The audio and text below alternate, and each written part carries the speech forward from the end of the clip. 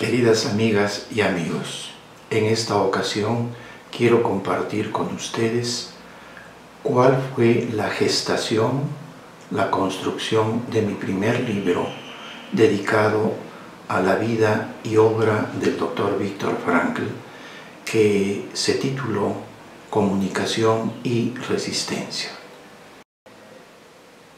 Comunicación y Resistencia es un título que intriga a más de uno. Comunicación es la palabra elegida para englobar la misión y la tarea de la vida del Dr. Frankl. Él, además de ser un docente, un investigador, un médico, neuropsiquiatra y filósofo, fue un gran comunicador. Usó todos los medios disponibles en su tiempo para enviarnos un mensaje enfocado y específico.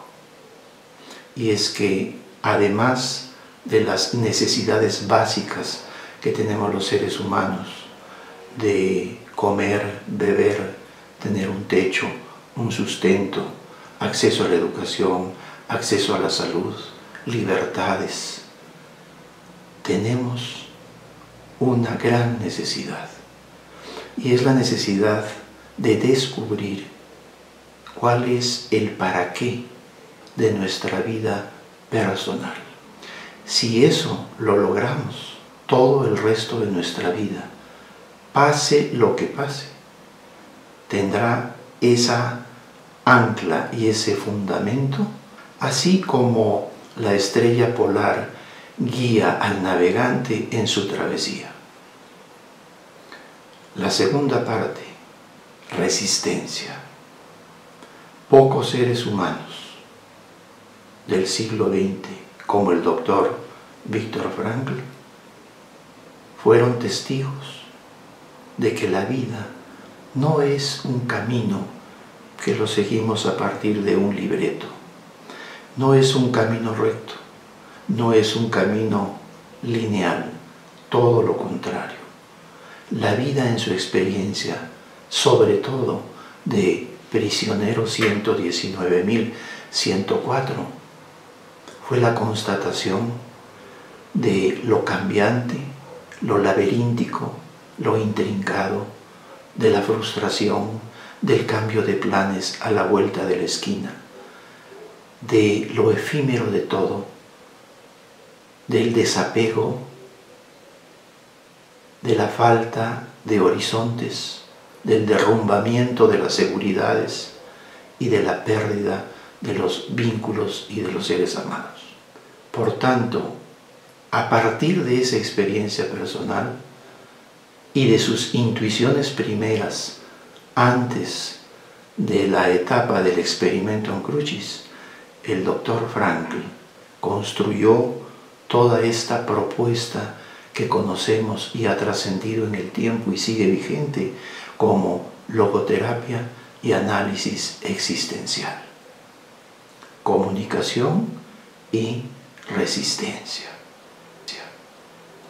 Bueno, corría el año de 1978 y a nombre de nuestra Universidad, la Iberoamericana, le giré una invitación al Dr. Viktor Frankl y a su querida esposa Eli para que nos visitaran en el campus universitario.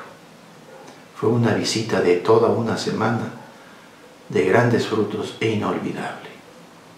No pasó ni un año. Llegó marzo de 1979 y un terremoto severo dañó grandes sectores de la Ciudad de México, incluida nuestra universidad. Numerosos académicos y profesores del campus perdieron todo su trabajo. Yo fui uno de ellos. Ahí se fue mi obra que luego se conocería como Comunicación y Resistencia. Más o menos unos 10 años de trabajo. Entre investigar en las fuentes directas, redactar, y cuando ya estaba listo para entrar al horno, perdí todo. Pasado el shock, la impresión y el recuento de daños, recibí con gran gratitud la invitación del Dr. Frankl para reconstruir esta obra perdida allá en Viena. De esta pérdida surgieron numerosas sorpresas que toda la vida he agradecido. La primera de ellas, tener la oportunidad de convivir y de tratar cercanamente a mi maestro, el maestro de todos, de muchos de nosotros, y de su querida esposa Eli y de toda la familia. Quiero añadir que gran parte del tiempo que transcurría allá lo dediqué a recorrer de manera puntual cada lugar que fue importante y decisivo en la vida del joven Frankl, del médico Frankl y del prisionero 119.104, desde su querida Viena y por todos aquellos puntos importantes de Europa. Transcurrido ese tiempo formidable, regresé a México, siempre con la mente muy clara en que el fruto de ese trabajo en Viena tenía un destinatario: los futuros estudiantes, los futuros logoterapeutas y los colegas con los que quería compartir estos hallazgos y descubrimientos personales.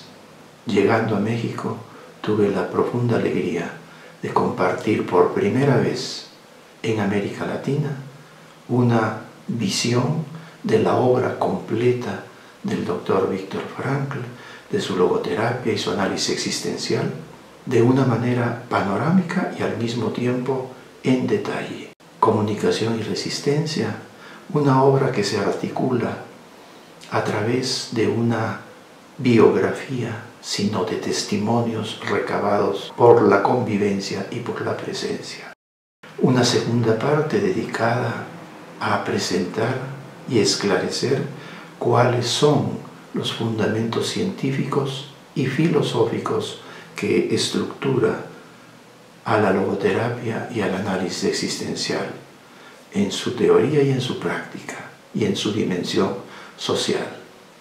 Una tercera parte dedicada a presentar esos rasgos que distinguen a los seres humanos de los demás seres vivos de nuestro planeta, anclándome de manera preferente en aquello específicamente humano, como es nuestra libertad, que implica un proceso también de liberación de algo para acceder a un para, y esa libertad que implica un proyecto de responsabilidad propio de todas nuestras decisiones, dejan huella. Y además, esa libertad y esa responsabilidad que sustentan nuestra búsqueda del para qué vivir, del cómo vivir y con qué propósito. Por último, en la cuarta parte, hago una presentación de los principales elementos de la logoterapia y el análisis existencial como propuesta de ayuda a los seres humanos, como propuesta clínica, como instrumento, presentando la tarea del terapeuta y la experiencia que va a vivir la persona que acude a este tipo de proceso en búsqueda de un sentido, ya sea de manera individual o grupal. Pero además manteniendo siempre vivo y presente ese contexto de nuestro continente latinoamericano con sus rasgos peculiares del proceso histórico que vivimos.